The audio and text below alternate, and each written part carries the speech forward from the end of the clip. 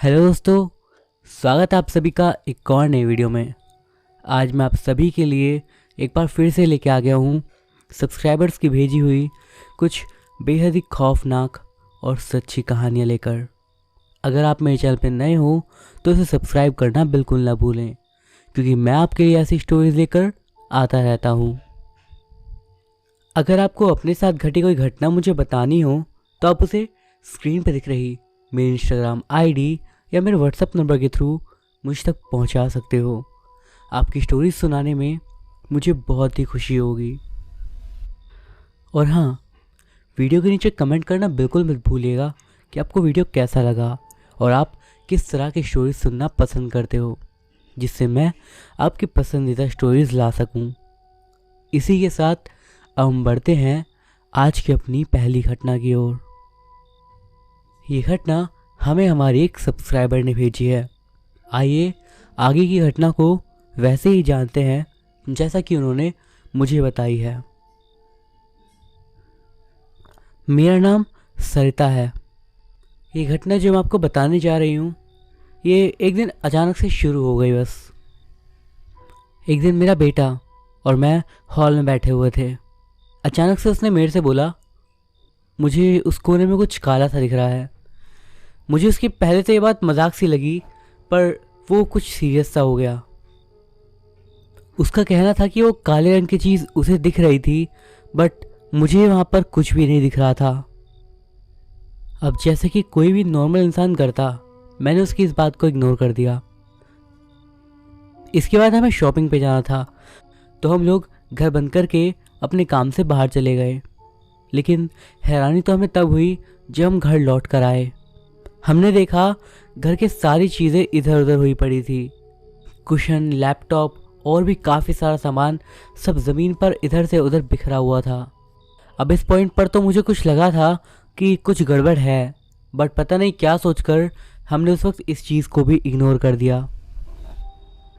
अब अगले कुछ दिन एक अजीब सी चीज़ होती रहती। एक अजीब सी बेचैनी मेरे मन में आ गई थी। घर में बस मन ही नहीं लगता था।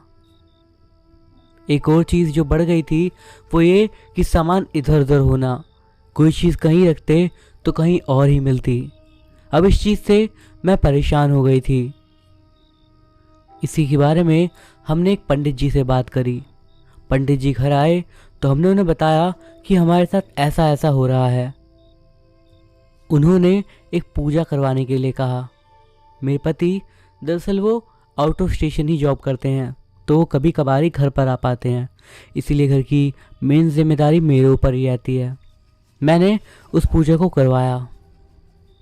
कुछ टाइम तक सब कुछ ठीक भी रहा। फिर एक दिन मेरा बेटा अपने लैपटॉप से ऑनलाइन क्लास ले रहा था। तब मैंने एक बहुत ही ज़्यादा अनयूजुअल चीज़ देखी, और शायद इस चीज़ को आप लोग ट्रस्ट भी ना करो। वो लैपटॉप हमारी आंखों के सामने थोड़ा सा ऊपर को उठा और फिर एकदम से मानो ऐसे गिरा कि किसी ने उसे पटक दिया हो। इस वाले इंसिडेंट से अब हम सभी लोग बहुत ज़्यादा डर गए थे, इतना कि मैंने कुछ दिनों बाद उस लैपटॉप को बेच देने का ही फैसला करा। और मैंने कुछ टाइम बाद करा भी ऐसे ही। अब कुछ दिनों बाद हमारे एक चाचा हमारे घर पर आए हुए थे, तो मैं उन्हें अपने साथ हुई इस घटना के बारे में ही बता रही थी और उनसे पूछ रही थी कि उनको इस बारे में क्या लगता है। अब उस समय पर हमारा फेस रूम के बाहर की तरफ को था, यानी कि हम रूम के एकदम साइड वाले हिस्से बैठे थे जहाँ पर गेट था। पर उसी टाइम पर हमें एक अजीब सी आवाज़ आई, और जब हमने पीछे मुड़कर देखा तो हमने पाया कि एक कपड़ा जो कि वही कपड़े वाले क्लोजेट में रखा हुआ था, वो पता नहीं कैसे पर वो पंखे के ऊपर लटका हुआ था, और कुछ इस तरीके से जैसे लोग फांसी पे लटकते हैं। इस चीज़ को देखकर चाचा और मैं दोनों ही बहुत डर गए। अब जब चाचा के सामने ये वाली घटना हुई थी तो उन्होंने इस बात को काफ़ी सीरियस लिया, और उन्होंने मेरे हस्बैंड को इस बारे में बताया, जो कि अब तक इस मैटर को ज़्यादा सीरियसली नहीं ले रहे थे। अब चाचा जी की बात सुनने के बाद भी मेरे हस्बैंड को उतना यकीन तो इस बात पर नहीं हुआ, बट उन्होंने ये फैसला किया कि अब हम लोग उनके पास वहीं बेंगलोर में चले आएँ। उन्होंने इंस्टेंटली 2 टिकट्स बुक करे और उसके बाद मैं और मेरा बेटा बैंगलोर के लिए निकल गए। अब हम लोग अगले कुछ महीनों तक बैंगलोर में ही रहे और मैंने सोच लिया था कि अब सब कुछ ये ख़त्म हो गया है। बट लगभग 4 महीने बाद जब हम लोग वापस अपने घर लौटे तो एक अजीब चीज़ हुई। घर आते के साथ ही मेरे हस्बैंड की तबीयत काफ़ी ज़्यादा ख़राब हो गई। इस सब की चिंता को लेकर एक बार फिर से जब मैंने पंडित से सलाह करी तो उन्होंने कहा कि हमें कुछ दिनों के लिए घर बदलना चाहिए क्योंकि वो हमला करने वाला है। अब उनका वो से क्या मतलब था ये हमें भी नहीं पता था, पर हमने उनकी बात मानी और कुछ दिनों के लिए हम सब मेरे मायके चले गए। और हाँ, जब तक हम वहाँ पर रहे तब तक बिल्कुल सब कुछ सही था, पर जैसे ही हम वहाँ से वापस आए मॉर्निंग के टाइम में तो मेरे बेटे ने फिर से वही बात कही कि उसे कोई काली सी चीज़ दिख रही है। और एकदम से ही फिर जब हम बालकनी में थे तब मेरे बेटे को मानो ऐसा लगा कि उसका पैर किसी ने पकड़ के खींच लिया हो। जब हम उसके पास गए और तो चीख रहा था और उसका पैर एकदम अजीब ढंग से मुड़ा हुआ था, बिल्कुल ऐसे जैसे कि कोई खुद का पैर मोड़ ही ना सकता हो और किसी ने ज़बरदस्ती उसका पैर इस तरीके से घुमा दिया हो। हम लोग ये देखकर बहुत ज़्यादा डर गए थे। अब हमने घर को परमानेंटली बदलने का सोचा और यही फैसला हमने कुछ दिनों में हकीकत में बदल भी दिया और हम दूसरे घर में शिफ्ट हो गए। चीज़ें शुरुआत में अच्छी रहीं, पर उसके बाद जब मेरे हस्बैंड वापस से काम के सिलसिले में बैंगलोर चले गए चीज़ें बिगड़ने लगी और इस बार चीज़ें बहुत ज़्यादा ख़राब हो गई थी। अब हमारे नए घर में एक अजीब चीज़ होती। सबसे पहले तो वही वाली घटनाएं, चीज़ों का इधर से उधर मिलना, और उसके बाद जो बहुत ही अजीब चीज़ होती वो ये कि घर के किसी भी हिस्से में कभी भी एकदम से परफ्यूम की स्मेल आने लगती। अजीब सी घटनाएं हो रही थी। कभी कभी छोटे छोटे पंछियों की लाशें बाहर मिल जाती थी। हम समझ नहीं पा रहे थे कि आखिर ये सब हो क्या रहा है और सबसे बड़ी बात क्यों हो रहा है। पर इतना सब होने के बाद हमें एक बाबा मिले और उनकी कृपा से शायद हम आज जिंदा हैं। उन्होंने बताया कि ये सब और कुछ नहीं बल्कि किसी का करा हुआ काला जादू है, और उन्होंने ये भी कहा कि वो जानते हैं कि किसने करा, पर वो नाम को नहीं बताएंगे वरना चीज़ें काफ़ी ज़्यादा बिगड़ सकती हैं।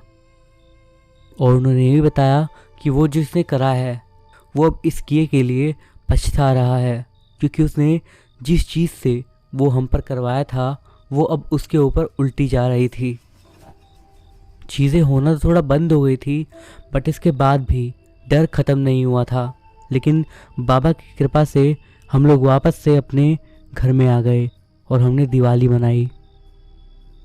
जहाँ पर हम पिछले 2 साल से बहुत ज़्यादा परेशान थे, अब हमने काफ़ी टाइम बाद अच्छे से खुशियाँ मनाई। हमने इस सारी घटनाओं के चक्कर में अपना बहुत सारा पैसा गंवाया। बाद में कुछ टाइम बाद जब मेरा भाई वहाँ पर आया तो उसकी तबीयत भी बहुत ज़्यादा ख़राब सी हो गई, पर फिर कुछ टाइम बाद वो ठीक हो गया। पर सबके बाद जो हमें सबसे अजीब बात पता लगी और सबसे भयानक बात वो ये कि वो लेडी पंडित जो कि इस पूरे मैटर में मेरे को सलाह दे रही थी, उनकी रहस्यमय तरीके से मौत हो गई थी। और यहाँ तक कि उन बाबा ने इस बात को साफ बोल दिया था कि उनकी मौत हमारी मदद करने के कारण हुई है। इस बारे में मैं जब भी सोचती हूँ तो बस हैरान रह जाती हूँ, क्योंकि उन्होंने इतना बता दिया था कि वो जिसने भी करा है वो कोई अपना ही है। और इस बात को सोचकर ही मैं दंग रह जाती हूँ कि कोई अपना अपने ही फैमिली वाले पर इस तरीके से काला जादू कैसे करवा सकता है। अभी मैं रांची में रहती हूँ और ये सारी घटना भी रांची की ही है। हो सकता है आप लोगों को ये घटना कोई ज़्यादा बड़ी ना लगे, ये डरावनी ना लगे, पर हमने जिनके ऊपर ये बीती है हमारे लिए ये बेहद बड़ी और दुखद घटना थी, जिसके कारण हमने अपने आप को हर तरीके से कमज़ोर कर दिया है।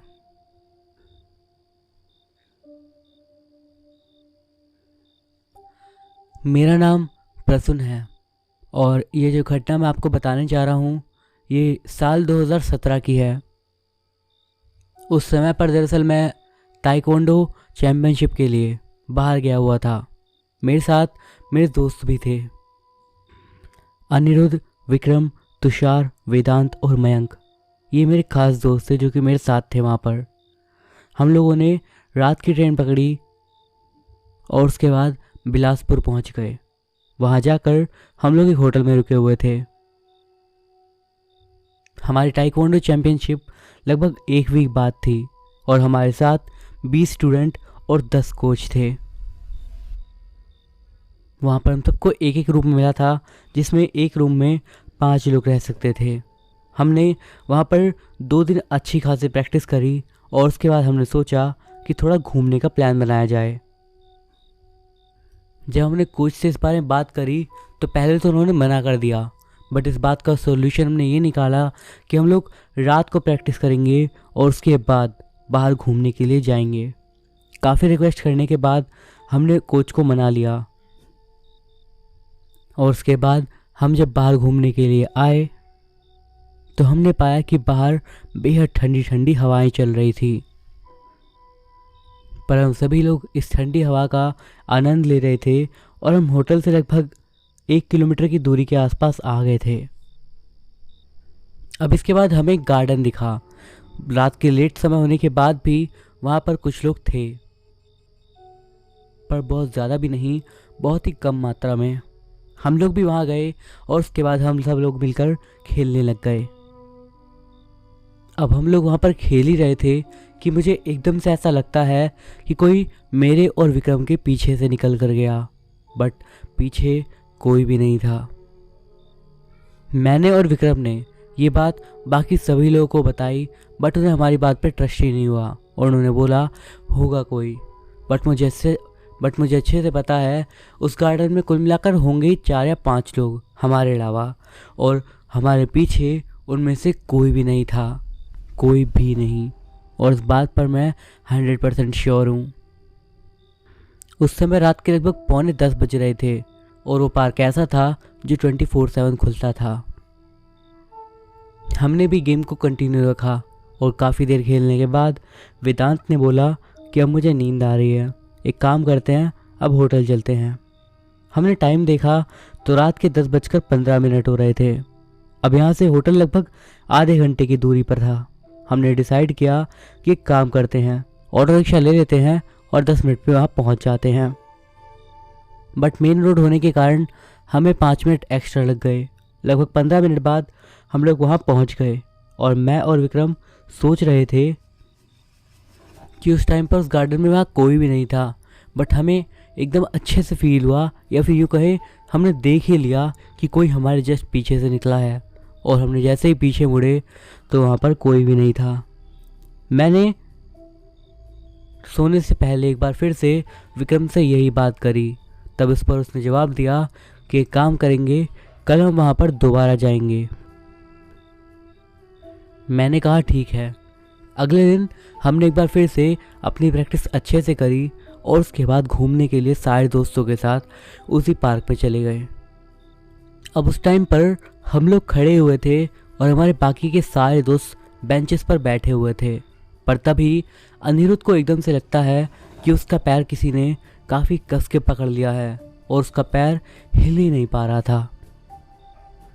अब जब सिचुएशन उसे अपने हाथ से बाहर जाती दिखी तो उसने ज़ोर से चिल्लाया और हम सब लोग जब उसके पास गए तो उसने बोला कि वो उसका पैर नहीं उठा पा रहा है और उसे ये लग रहा है कि किसी ने उसका पैर पकड़ रखा है, बल्कि हमें दिख रहा था कि उसका पैर वहीं पर था और किसी ने भी उसे नहीं पकड़ा था।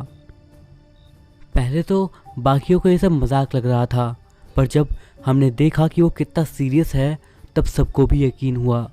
बट तब पीछे मयंक को एक बहुत ही भयानक चीज़ दिखी। उसने देखा रात के अंधेरे में एक दूसरी बेंच के पास, बेंच के नीचे कोई उसे दिख रहा था और उसका फेस हमारी ही तरफ था, जो कि हमें घूर रहा था। जब हमने उसकी तरफ फ़ोन से फ्लैश की लाइट मारी तब हमने देखा उसके चेहरे पर कई सारे कट लग रहे थे और उससे खून निकल रहा था और वो मानो एकदम से ही काफ़ी ज़ोर से उछलते हुए खड़ा हुआ जैसे ही वो खड़ा हुआ, वो एकदम से ही मयंक की ओर लपका, मानो वो उस पर हमला कर रहा हो। मयंक और बाकी के सभी लोग बहुत ही तेज से चिल्लाते हुए हम लोग वहाँ से निकले। सबसे अजीब बात ये थी कि हम लोग भागते भागते बाहर पहुँचे, और जब मैंने बाहर जाने के बाद पीछे मुड़कर देखा तो हमारे पीछे कोई भी नहीं था। इससे मुझे इतना तो पता चल गया कि जो भी कुछ हुआ ये सब कुछ पैरानॉर्मल था। और इसके बाद हम लोग सीधा वहाँ से भागे और अपने होटल पहुँचे, और उसके बाद हम दोबारा उस गार्डन में बिल्कुल भी नहीं गए। हमने अपने साथ घटी इस घटना के बारे में किसी को भी नहीं बताया, और आज भी ये बात बस हम लोगों के बीच में ही है।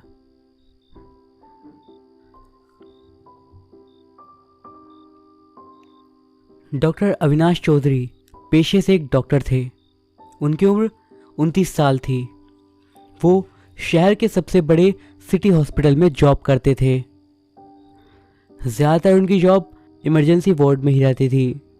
अपनी ज़िंदगी में अविनाश ने भयानक से भयानक केसेस देखे थे, जैसे कि एक्सीडेंट्स, सुसाइड्स, जानलेवा हमले और भी कई तरह के केसेस। इन केसेस के पेशेंट्स को हैंडल करते वक्त उन्हें कभी भी डर नहीं लगा था, लेकिन 3 साल पहले हुए एक किस्से को याद करके आज भी उनके रोंगटे खड़े हो जाते हैं। 3 साल पहले उनके उस हॉस्पिटल में काम कर रहे लोगों के लिए एक आम दिन की तरह ही जा रहा था। रात के समय तकरीबन 9 बजे डॉक्टर अविनाश अपने एक पेशेंट की सलाइन चेक कर रहे थे कि तभी उनके कुछ कलीग्स दौड़ते हुए उनके पास पहुंचे। उन्होंने अविनाश को बताया कि अभी के अभी ऑपरेशन थिएटर में उनकी ज़रूरत है, एक इमरजेंसी केस आया है। बिना वक्त गवाए वो अपने साथियों के साथ ऑपरेशन थिएटर में पहुंचे। वहां जाकर उन्हें पता चला कि एक 30 साल की महिला अपने ऑफिस के छत से नीचे गिर गई थी, जिसे कुछ देर पहले ही हॉस्पिटल में भर्ती करा गया है। वो मुंह के बल ज़मीन पर गिरी थी, इसीलिए उसके सिर से बहुत खून बह चुका था। ब्लीडिंग रुकने का नाम ही नहीं ले रही थी। करीब 2 घंटे की सर्जरी के बाद वो सब डॉक्टर्स उसकी ब्लीडिंग रोकने में कामयाब हुए, मगर इससे उसकी हालत में ज़रा भी सुधार नहीं हुआ। उसके आधे चेहरे पर और हाथों पर बैंडेज किया गया। डॉक्टर्स ने उसकी फैमिली को इन्फॉर्म किया और प्रोटोकॉल की वजह से लोकल पुलिस को भी इन्फॉर्म कर दिया गया। हालांकि डॉक्टर अविनाश को अजीब बात यह लगी कि इन्फॉर्म करने के बाद भी ना ही पुलिस वहां पर आई और ना ही उस औरत के परिवार का कोई सदस्य वहां पर पहुंचा। लेकिन हॉस्पिटल में और भी पेशेंट्स होने की वजह से वो अपने काम में बिजी हो गए। रात के लगभग 12 बजे नर्स से अविनाश को पता चला कि उस औरत की हार्ट बीट तो नॉर्मल चल रही थी, मगर खून ज़्यादा बहने की वजह से उसका बीपी कम हो गया था। ये जानने के बाद कुछ देर बाद अविनाश उस औरत को देखने पहुंचा। वो अकेले ही उसे देखने चला गया था। उस दिन हॉस्पिटल का कुछ स्टाफ छुट्टी पर था, इसीलिए अविनाश ने खुद ही उसके ब्लड बैग्स चेंज किए और फिर मॉनिटर पर उसकी हार्ट बीट चेक करी। सब कुछ नॉर्मल था। इसके बाद वो अपने कैबिन में चला गया। तब तक उस दिन का उसका सारा काम खत्म हो गया था। अपने कैबिन में चेयर पर वो कुछ देर के लिए बैठा ही था कि कब उसकी आंख लग गई, ये बात उसे भी नहीं पता चली। आधी रात को बाथरूम जाने की वजह से उसकी आंख खुली। अपना काम करने के बाद उसने घड़ी में टाइम देखा तो 2:20 हो रहे थे। उसने सोचा कि एक बार उस औरत को देख लिया जाए, और यही सोचकर वो वापस उस औरत को देखने पहुंचा तो उसकी हैरानी का ठिकाना नहीं रहा। वो औरत अपने बेड पर बैठी हुई थी। उसके आधे चेहरे पर बैंडेजेस लगी हुई थी, मगर बचा हुआ आधा चेहरा साफ दिख रहा था। उसका ऑक्सीजन मास्क उसके मुंह के बजाय गर्दन पर था। ऐसी हालत में वो कैसे उठी, ये अविनाश के लिए बहुत बड़ा सवाल था। मैम, आपको कुछ चाहिए क्या? आपको लेटना होगा। उसके ऐसा पूछते ही उसने ना में अपनी गर्दन हिलाई। आपको सो जाना चाहिए, अभी आपको आराम की ज़रूरत है। उसके ऐसा कहते ही वो औरत अजीब तरीके से मुस्कुराई और उसने कहा, मुझे ऑलरेडी बहुत आराम मिल गया है, क्या आप मेरा एक काम कर दोगे? उसका ऐसा कहना उसे अजीब लगा, पर उस औरत को वापस बेड पर लेटाना ज़रूरी था, इसीलिए बिना देर किए अविनाश ने उसकी बात मान ली और कहा, जी बोलिए। आप मेरे पति से कह देना कि उन्होंने बहुत बड़ी गलती करी है। मैंने उन्हें वो सब करते देख लिया है। मैं उन्हें छोड़ूंगी नहीं। अविनाश को कुछ समझ नहीं आया। उसकी इस बात को उसने इग्नोर करते हुए वो उसकी तरफ बढ़ा और इसी बीच वो औरत उसे अजीब तरीके से एक आंख से ही घूरती रही। उसके पास पहुंचने के बाद अविनाश ने बोला, मैं आपके पति को ये सब बता दूंगा, अभी आप सो जाओ। इसके बाद उसने उसे लिटाया और उसके मुंह पर ऑक्सीजन मास्क भी लगा दिया। फिर अविनाश अपने केबिन की ओर निकल पड़ा और केबिन की ओर जाते समय उसके दिमाग में यही सवाल था कि अब तक किसी ने उस औरत को क्यों नहीं देखा। यहाँ पर वो हॉस्पिटल के स्टाफ के बारे में सोच रहा था। फिर उसने सोचा कि रात बहुत हो गई है, इसीलिए कुछ लोग घर चले गए होंगे। ये सब सोचते हुए वो अपने केबिन में पहुंच गया। केबिन में बैठने के बाद उसकी फिर से आंख लग गई। अगले दिन सुबह 8 बजे करीब अविनाश उस औरत को वापस देखने पहुंचा कि उसकी हालत अब कैसी है, बट वो देखा कि वो बेड खाली था और उसकी बेड शीट्स भी बदल दी गई थी। अविनाश को लगा कि अपनी फैमिली के कहने पर उस औरत को शायद डिस्चार्ज कर दिया गया था, लेकिन उसकी हालत ऐसी नहीं थी कि उसे इतनी जल्दी डिस्चार्ज किया जाए। और फिर अविनाश कंट्रोल डेस्क पर पहुंचा। वो नर्स जिसने कल रात को उस औरत को अटेंड किया था वो वहीं पर खड़ी थी। अविनाश ने नाराज होकर उस नर्स से पूछा, मुझसे बिना पूछे उस औरत को किसने डिस्चार्ज करा जो कैबिन नंबर 7 में थी? ये सुनने के बाद वो नर्स सरप्राइज होकर अविनाश को देखने लगी। अविनाश दोबारा इरिटेटेड होकर बोला, उसके हस्बैंड से कहो कि उसे यहाँ ले आए, उसकी हालत ऐसी नहीं है कि। अविनाश आगे कुछ और बोलता कि उसकी बात को बीच में ही काटते हुए नर्स ने बोला, मुझे लगा आपको किसी ने बताया होगा। उस औरत की तो कल रात में मौत हो गई थी। लगभग 1 बजे उसका पति उसकी लाश को लेकर चला गया। आप कल काफ़ी देर तक काम कर रहे थे, इसीलिए वार्ड के लोगों ने सोचा कि आपको उठाना सही नहीं है। ये सब सुनने के बाद तो मानो जैसे अविनाश के पैरों तले जमीन खिसक गई। वो ना तो कुछ बोल पा रहा था और ना ही कुछ सोच पा रहा था। 1 घंटे के बाद उसने अपने रिपोर्टिंग हेड को इन्फॉर्म किया और उस दिन की छुट्टी ले ली। ये सोच सोच कर उसका दिमाग खराब हो रहा था कि जिस औरत की लाश उसका पति 1 बजे ही लेकर चला गया था, वो उसे भला 2:30 बजे कैसे बात कर सकती है। उस औरत की कही हुई एक एक बात अब उसे याद थी। लगभग 1 हफ्ता बीत गया। न्यूज़पेपर में खबर छपी थी कि एक बिजनेसमैन की अपने ऑफिस के छत से गिरकर मौत हो गई थी। वो ठीक उसी जगह से गिरा था जहां से लगभग 1 हफ्ता पहले उसकी वाइफ ने कूदकर सुसाइड किया था। पुलिस ने जब उसके ऑफिस के लोगों से पूछताछ करी तब पता चला कि उसका उसकी सेक्रेटरी के साथ अफेयर था। पुलिस का ये मानना था कि शर्म के मारे उसने सुसाइड किया था, तो ऑफिस के लोग ये मान रहे थे कि ये सिर्फ एक हादसा था, क्योंकि उस आदमी के बर्ताव में कोई बदलाव नहीं आया था। उसे कोई फर्क नहीं पड़ता था कि लोग उसकी सेक्रेटरी के साथ उसकी बातें बनाएं। ये सब जानने के बाद अविनाश को सब कुछ समझ में आ गया। जब उस रात उस औरत ने कहा था, मुझे ऑलरेडी बहुत आराम मिल चुका है, उसका मतलब था कि उसकी मौत हो चुकी थी। बाद में जब उसने कहा था कि आप मेरे पति से कह देना कि उन्होंने बहुत बड़ी गलती की है और मैंने सब करते हुए उन्हें देख लिया है और उन्हें नहीं छोड़ूंगी, तब ये याद करने के बाद अविनाश बुरी तरह से डर गया। यकीनन उसके कहने का मतलब था कि उसे अपने पति और सेक्रेटरी के बारे में सब पता चल गया था और वो अपना बदला लेने वापस आई थी। ये सोचते ही अविनाश के चेहरे से पसीना टपकने लगा। आज इस हादसे को 3 साल बीत गए हैं। अविनाश अपनी ज़िंदगी में आगे बढ़ चुका है और उसकी शादी भी हो गई है, मगर जब भी वो इस हादसे को याद करता है तो उसका दिल दहल जाता है।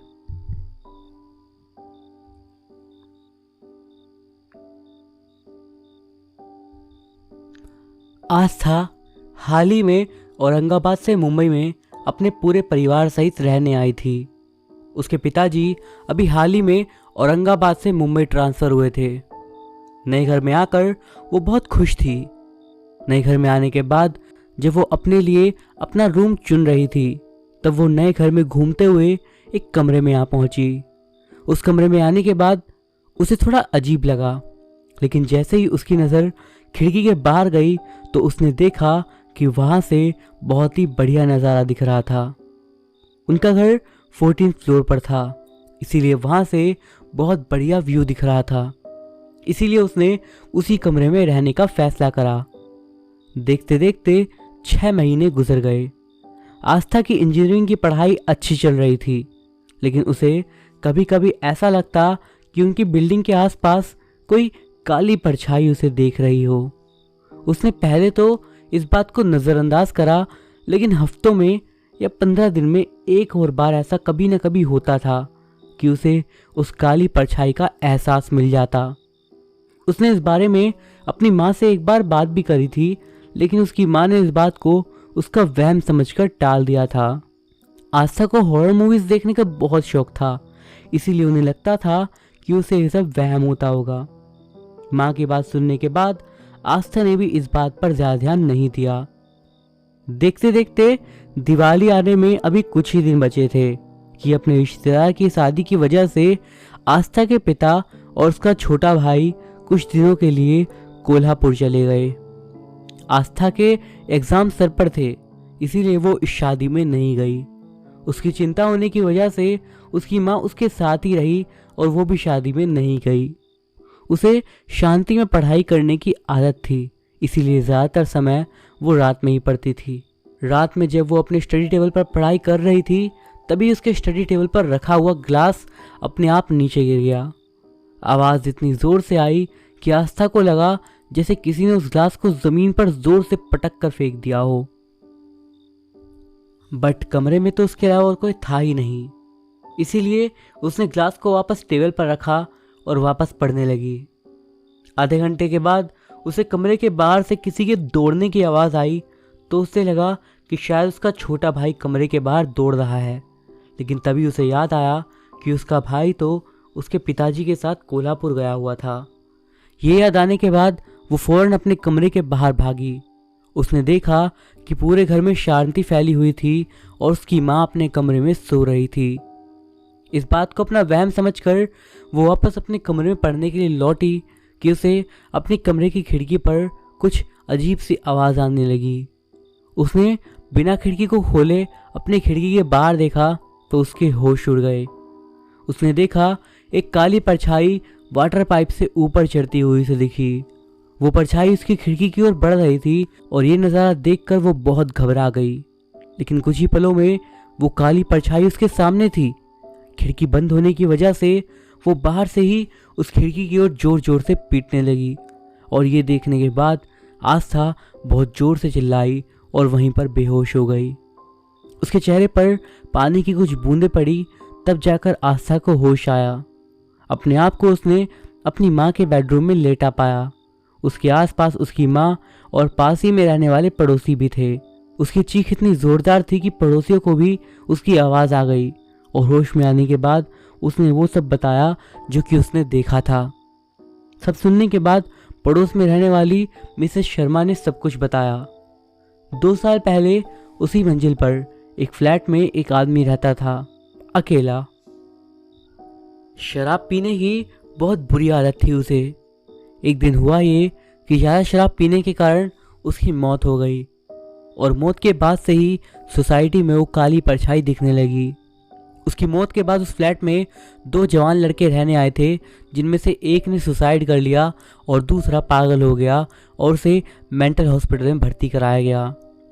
इतना सब होने के बाद अब उस फ्लैट में कोई नहीं रहता और वो काली परछाई अब भी लोगों को दिखती है, कभी उसके कमरे के बाहर, कभी लिफ्ट में तो कभी पार्किंग एरिया में। बहुत सारे लोगों को वो परछाई नज़र आ चुकी है। ये सब जानने के बाद आस्था और भी ज़्यादा डर गई, लेकिन उस दिन उन सभी ने उसका ख्याल रखा। उस रात अपनी माँ के साथ वो उसी कमरे में सोई। अब रात के बजाय वो दिन भर पढ़ाई करने लगी और रात को अपनी माँ के साथ सोने लगी। 2 दिन बाद उसके पिता आस्था के छोटे भाई के साथ वापस आ गए और सब कुछ जानने के बाद उन्होंने घर की शुद्धि करा ली। सोसाइटी वालों ने भी अब सोसाइटी में मंदिर बनवा दिया, क्योंकि ये उस सोसाइटी में पहली घटना नहीं थी उस दिन के बाद से सिर्फ आस्था को ही नहीं बल्कि सोसाइटी में रहने वाले किसी भी शख्स को वो काली परछाई कभी भी अपने कमरे के बाहर या फिर कहीं पर भी दिखाई नहीं दी। आस्था उस जगह में नहीं रहती। उसने इंजीनियरिंग की पढ़ाई पूरी कर ली और फिर इंजीनियर के तौर पर काम करने लगी, लेकिन किसी जगह कॉन्ट्रैक्ट लेने से पहले और किसी भी नई जगह रहने से पहले वो उस जगह के बारे में अब अच्छी तरह जांच पड़ताल करती थी।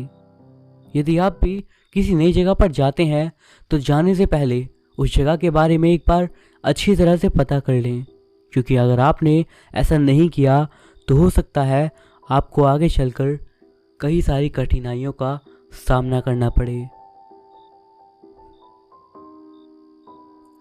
तो दोस्तों, ये थी हमारी आज की कहानियाँ। वीडियो आपको कैसा लगा मुझे कमेंट्स के ज़रिए ज़रूर बताइएगा। पसंद आया हो तो एक लाइक ज़रूर करिएगा।